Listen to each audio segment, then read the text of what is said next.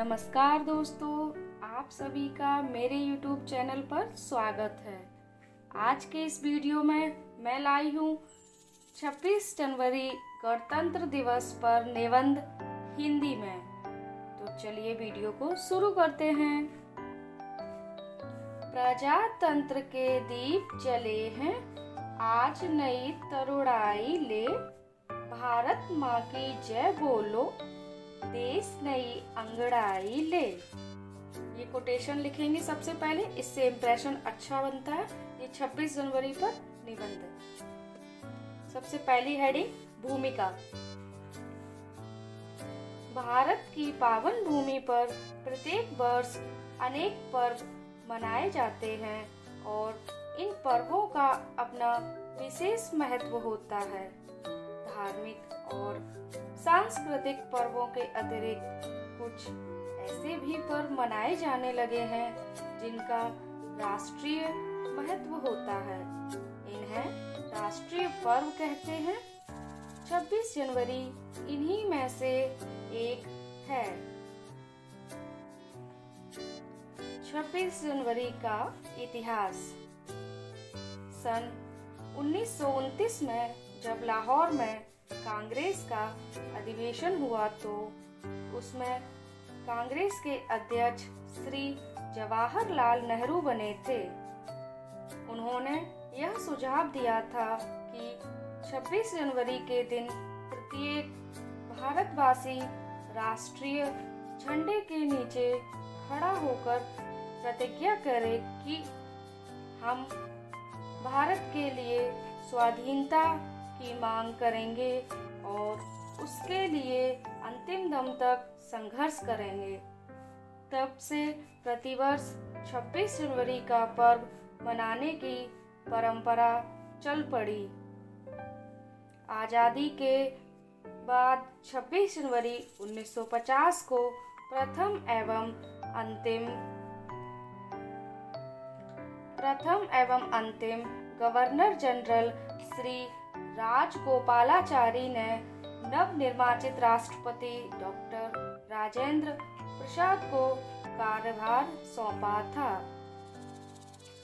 राजनीतिक सफलता का निवास।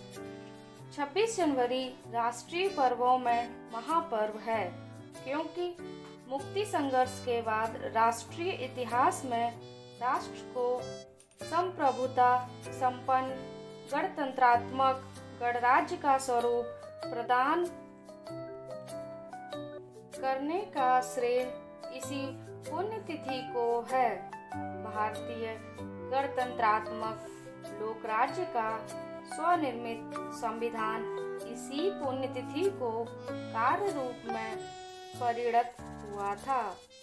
इसी दिन भारत में गवर्नर जनरल के पद की समाप्ति हुई थी और शासन का प्रतीक राष्ट्रपति बना था। गणतंत्र दिवस के दिन का समारोह। यह राष्ट्रीय पर्व भारत के कोने-कोने में बड़ी धूमधाम से मनाया जाता है। दिल्ली में यह पर्व विशेष रूप से मनाया जाता है। देश के कोने-कोने से लोग लाखों की संख्या में प्रतिवर्ष इसे देखने के लिए दिल्ली आते हैं।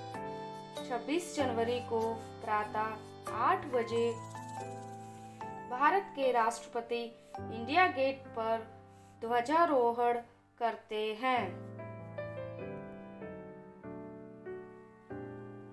इस अवसर पर जल, थल एवं वायु सेनाएं उनका अभिवादन करते हुए उनके सामने से निकलती हैं। राष्ट्रपति को 31 तोपों की सलामी दी जाती है। सैनिकों के साथ आधुनिक शस्त्रास्त्र, टैंक, मशीन गन आदि होते हैं। मार्च करते हुए सैनिकों का दृश्य बड़ा चित्ताकर्षक होता है। इस अवसर पर विभिन्न राज्यों द्वारा मनोहर झांकियां प्रस्तुत की जाती हैं। अंत में विमानों की उड़ान होती है। इस अवसर पर राष्ट्रपति देश के विशिष्ट पद अधिकारियों, सैनिकों, कवियों, लेखकों और अध्यापकों को विभिन्न पदक प्रदान कर उन्हें प्रोत्साहित करते हैं। राष्ट्रीय भवन में राजकीय समारोह होता है। इसमें विदेशों के राजदूत, सम्मानित व्यक्ति तथा पदक विजेता सम्मिलित होते हैं। रात को राष्ट्रपति भवन, केंद्रीय सचिवालय, इंडिया गेट तथा कार्यालयों पर रोशनी की जाती है। दिल्ली के ऐतिहासिक लाल किले में हिंदी कवि सम्मेलन और उर्दू मुशायरे का आयोजन होता है। उपसंहार। हमारा राष्ट्रीय पर्व प्रतिवर्ष हमारे हृदय में राष्ट्रीयता की ज्योति जगाकर हमें नव स्फूर्ति प्रदान करता है।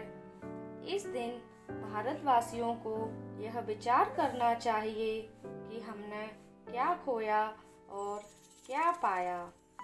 हमें अपने द्वारा निश्चित की गई योजनाओं में कहाँ तक सफलता मिली है।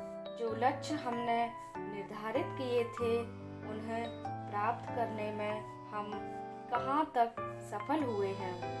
इस प्रकार हमें इस शुभ अवसर पर दृढ़ संकल्प करते हुए आगे बढ़ने का निश्चय करना चाहिए। धन्यवाद। जय हिंद, जय भारत।